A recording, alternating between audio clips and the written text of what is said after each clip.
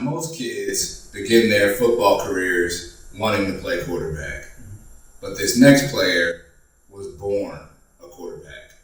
Let's check out class of 2026 Buckeye native quarterback Braxton Dente. Look at this kid, man. How many 12-year-olds do you know that work out in full pads? 0. By themselves. Not a single soul is out there but him. He has his helmet. He has his visor. He's got his shoulder pads, thigh pads, even his knee pads. All the way down to that crispy, icy white kicks. Man, he looks good. You look good, you play good. You play good, you get paid good. Word. Now we had Braxton and his father on the Gridiron Prep podcast earlier this year. And what did Braxton's father say about his son? Mr. Dent said he couldn't believe his son was wise beyond his years. He compared him to a 50-year-old man. And when he said that, it made me laugh. And then once I started interviewing the kid, I was blown away. I was impressed. This man is wise, he is mature, and he is a quarterback. He looks a little bit like Jason Garrett with that Cowboys hat on that elliptical machine. He's about it. If I got to start doing this now, I'm going to get used to it. He's working. That's pandemic work he's put in right there. Braxton also has pretty lofty goals. He told us during the podcast that he wanted to break the Ohio all-time passing record, which is held by Matt Mock. And what are those numbers? I think Matt Mock threw for just under 19,000 yards for his career. 19,000. But after talking and meeting Braxton, talking to some of his coaches, I best believe that he can do it. I wouldn't be surprised seeing him playing in the shoe one day. Just for comparisons, Joe Burrow, the Heisman Trophy winner Joe Burrow, is also from Ohio, and he's 4th on the list of all-time passing yards. There you have it.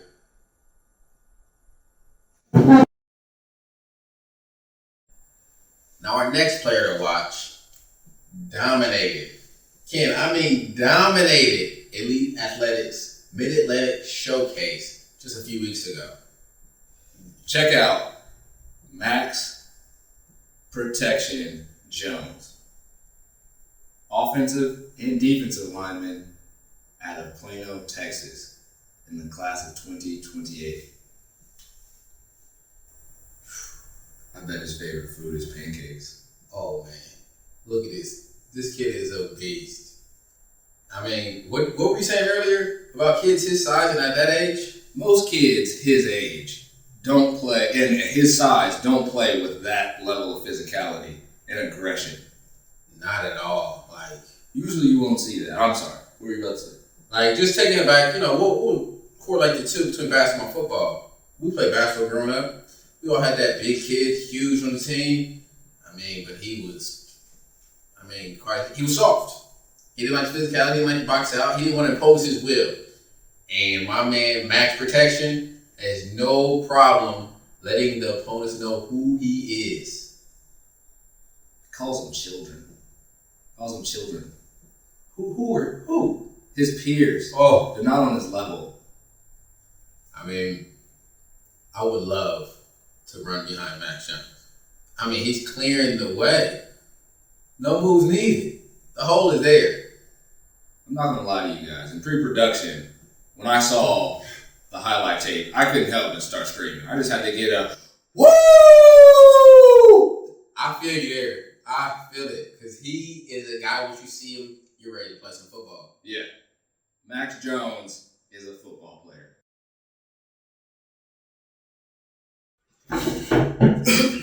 Coaching quote of the day comes from Vince Lombardi, and the quote reads, "If winning isn't everything, Why do they keep score? I'm glad. I am so glad that's the quote of the day.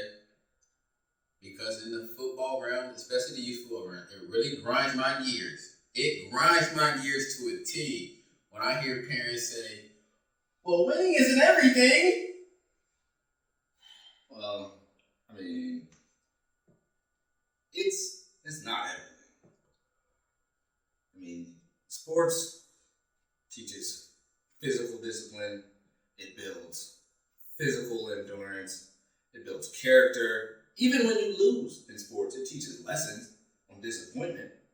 And really, sports, you get friends out of it.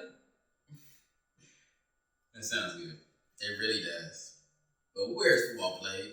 Football is played in America. And America loves a winner. It's true. If they want to learn all that other jazz you just mentioned, they might as well join the Boy Scouts. Well, with that,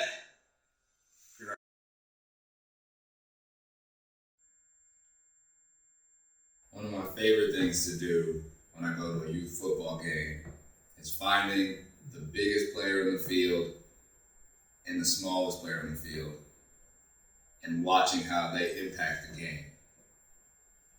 This next player that we want to showcase isn't the biggest player on the field, but he has a big arm and he makes even bigger plays. Let's check out class of 2028 quarterback Brycen Blevins out of Elizabethton, Tennessee.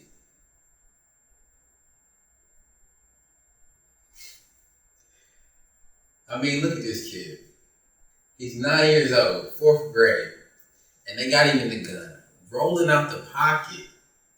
I mean, they're moving the pocket, rolling him out, and he's throwing these balls on the money. Yeah, I like his arm. That was the first thing that stood out to me. He throws a very catchable ball.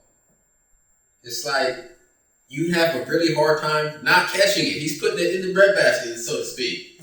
That's really, that's funny you said that because that's super important when you're throwing it to other kids your age and they've probably never caught a pass wearing 20 pounds of football equipment before.